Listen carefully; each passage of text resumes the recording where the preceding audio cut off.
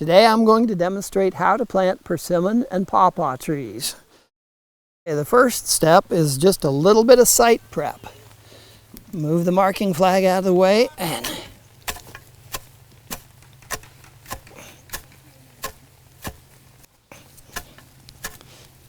create a little bare spot.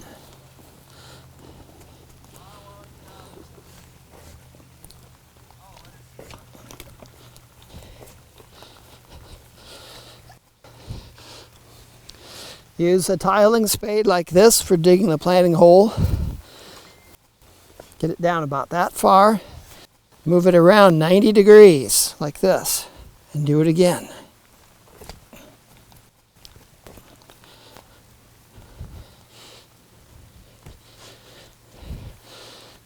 "90 degrees again.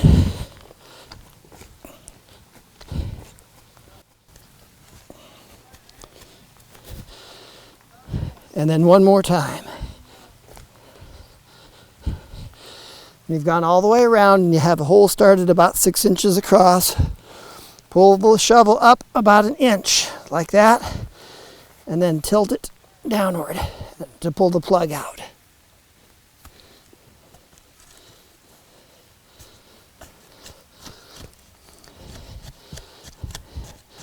Break up the soil so you can use it for backfill. And you have to dig the hole out a little bit more, like this.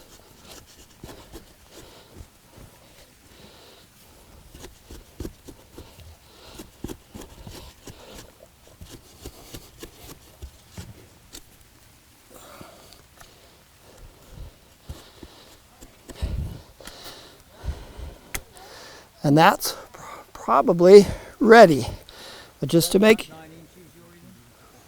What? Is that about 9 inches? 9.5 inches. Just to make sure, use the pot the tree is grown in as a measuring stick to make sure the hole's at the right depth. And will you look at that? It's absolutely perfect. It's as if I've done this before. It's absolutely critical to get the point where the root and trunk meet right at ground level, just like this. It will be lethal to the tree to bury any part of the trunk, even a half inch. Half inch of the trunk under the soil will kill it. Don't let soil touch any part of the trunk. Okay, so this hole's ready. Tilt the tree upside down. Give it a shake to remove the pot. Set the tree in the hole and backfill with the very same soil that came out of the hole. Don't use anything else. Don't bring in compost or potting soil or garden soil. Just use what came out of the hole.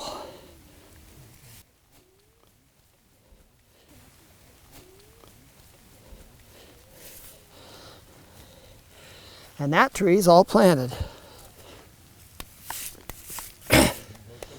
There's several more steps though. And I gotta go get tree shelter and stake for this.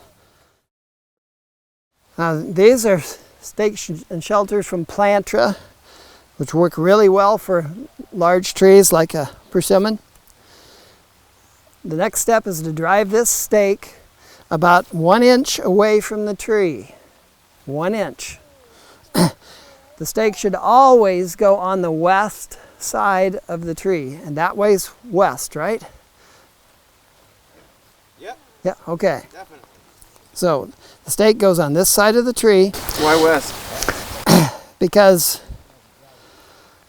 the strongest winds come out of the west and they will push the shelter onto the east side of the tree. So if you put the stake on the east side of the tree, the shelter will end up opposite the stake from the tree, which is not good. Okay, so there's a little sticker on these stakes with a mark that says drive to here. So that's how deep they're driven. So start it out 1 inch away from the tree, press it down by hand, and then drive it with a handy stake driver.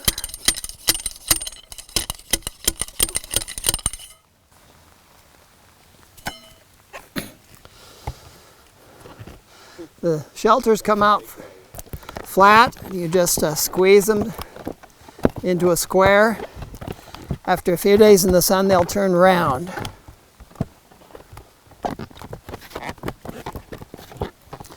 And they have these punch-out holes. So you jam the top of the stake into one of the punch-out holes near the end. Slide it down.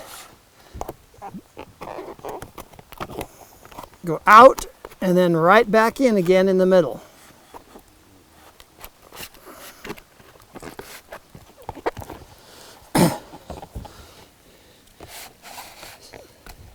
Slide the shelter over the tree. And then stake comes out the top.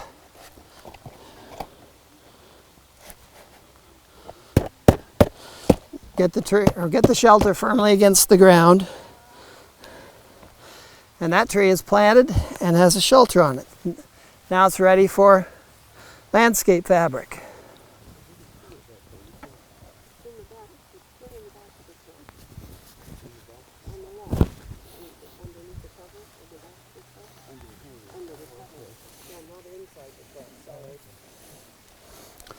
Okay, it's important that the vegetation be nice and short around the tree so the landscape fabric will lay flat.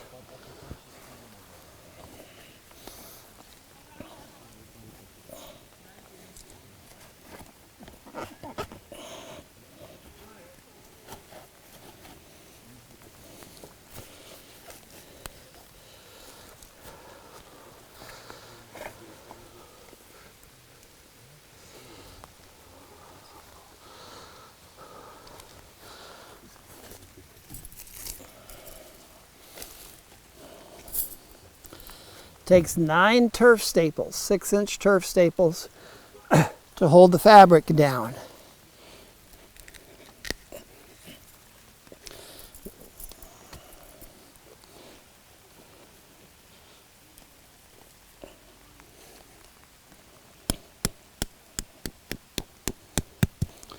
One at each corner and then one halfway in between each corner.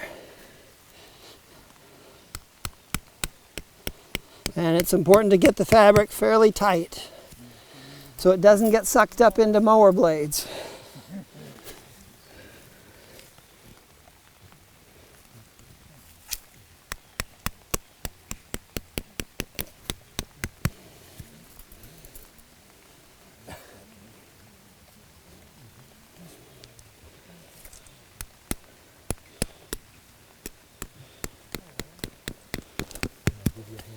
Start some of these off?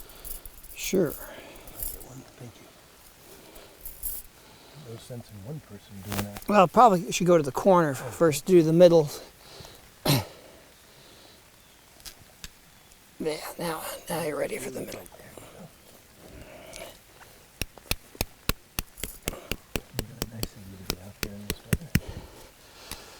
Yeah, it's a beautiful day.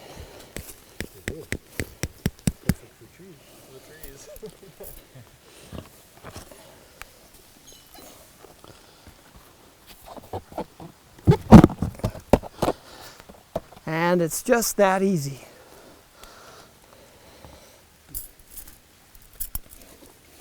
Last step is a wood chip mulch.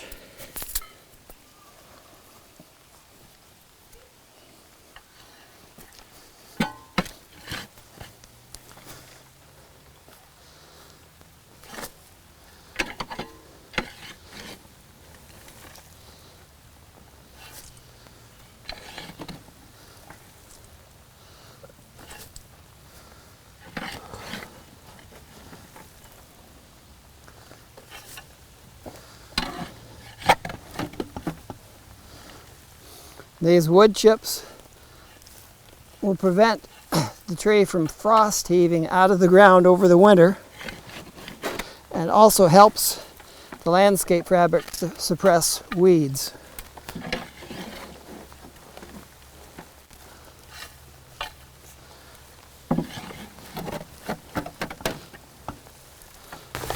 You want to talk about the type of mulch you're using?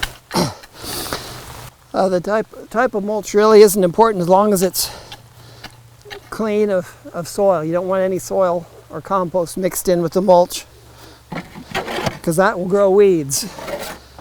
We want something that will suppress weeds and also repel mice. Coarse wood chips is just right for that, and it doesn't matter whether it comes from walnut or cedar or anything else.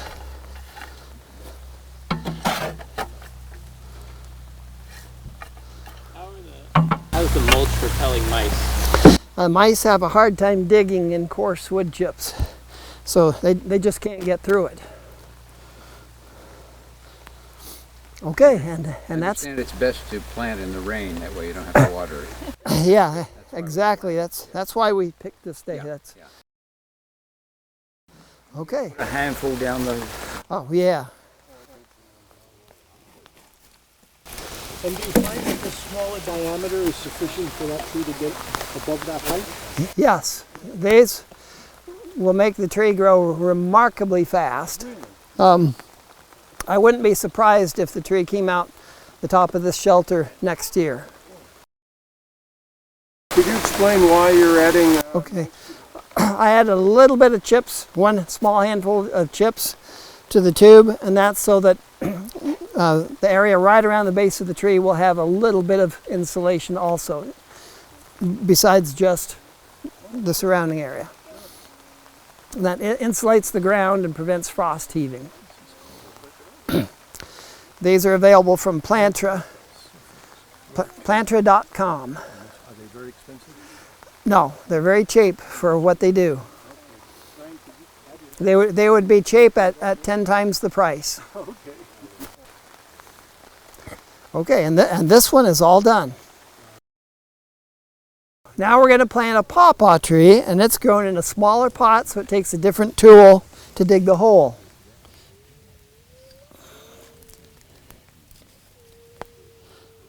This is a bulb planter, and it works like this.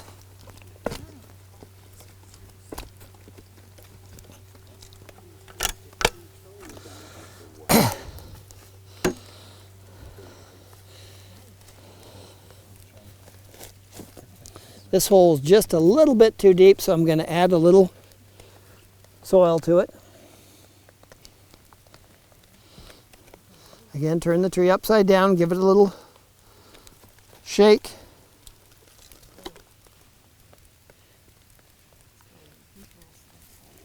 And look at that, just the perfect depth again. And just a little bit of backfill with the same soil that came out of the hole.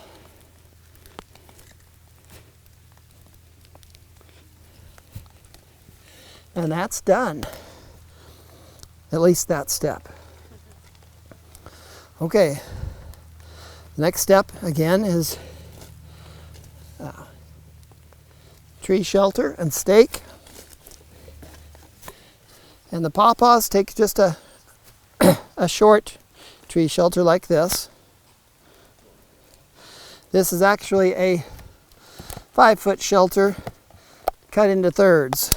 And because it's cut into thirds, I need to make a little slit for the stake to poke through.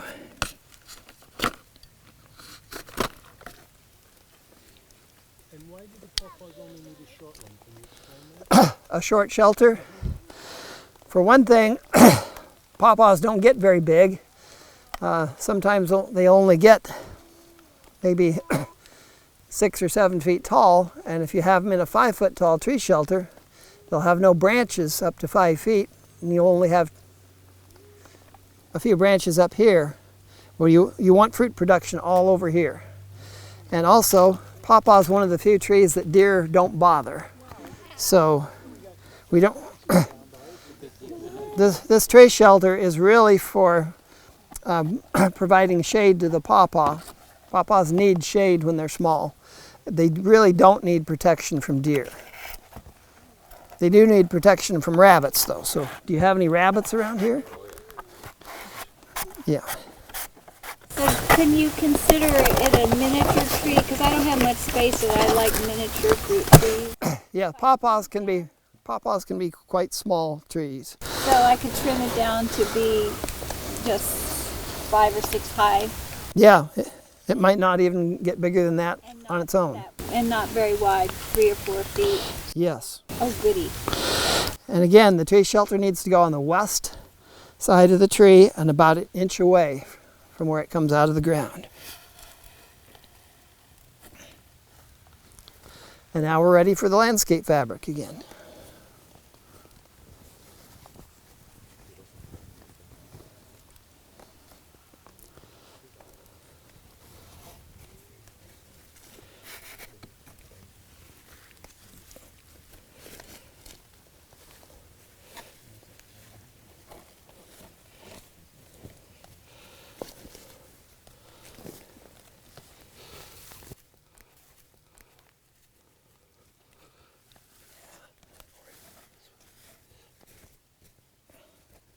Is Pawpaw, Michigan named after this tree? Yes. There's also Pawpaw, Illinois, and I think Pawpaw, West Virginia. No Pawpaw, Alaska. Tom, does it matter which side the slit is pointing? It matters a little bit, not much, but because the stake is here and the tree is here, it's better to have the slit oriented in line with the tree and stake. So, but it does. It's going to be on the west, then The slit should be run east and west. Okay. But it's not a big deal.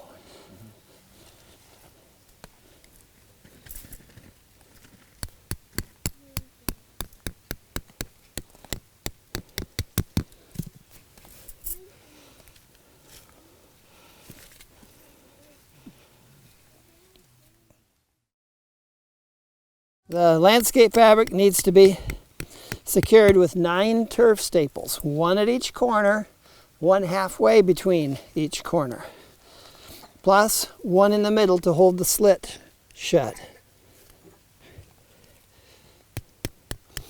If you don't use 9, it won't be enough, and when you mow, the landscape fabric will get caught in the mower blades. It'll rip it right out of the ground and hurl tree and landscape fabric through the air, where the tree will land about 50 feet away, and the trees hardly ever survive when that happens.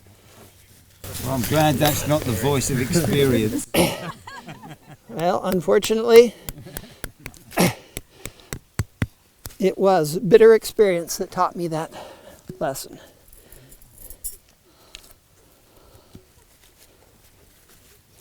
I'm a slow learner. All my lessons have been the hard way.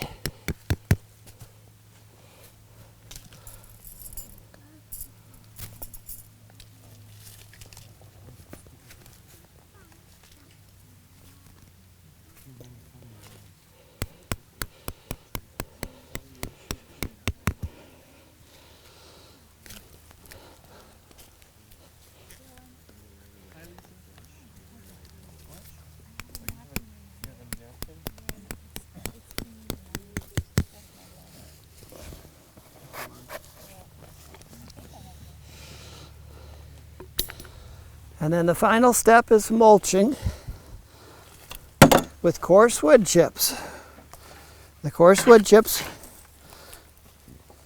serve a couple of purposes. Most importantly, they insulate the ground, which prevents frost heaving during the winter.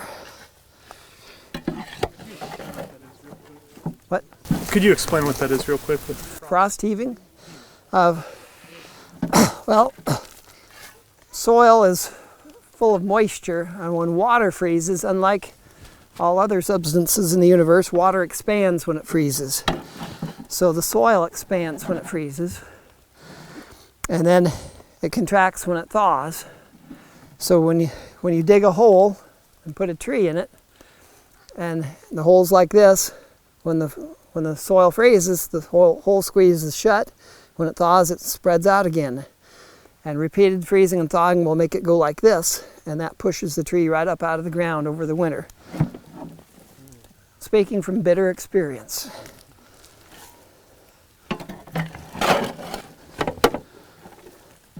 I have killed hundreds of pawpaws by not mulching them in the fall.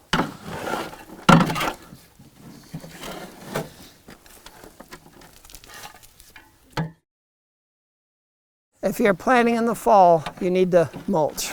Well, in this part of the country where the ground freezes solid during the winter.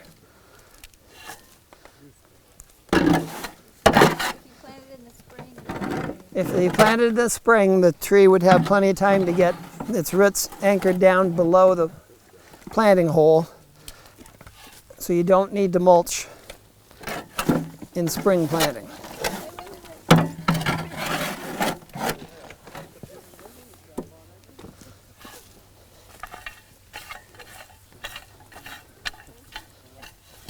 Would you say you do the majority of your planting in the fall or spring, or does it depend on the tree? Depends on the tree and the project and how much time I have. And so I do planting spring, summer, and fall. But pawpaws roots grow kind of slow, so pawpaws actually should probably be mulched anytime you plant them.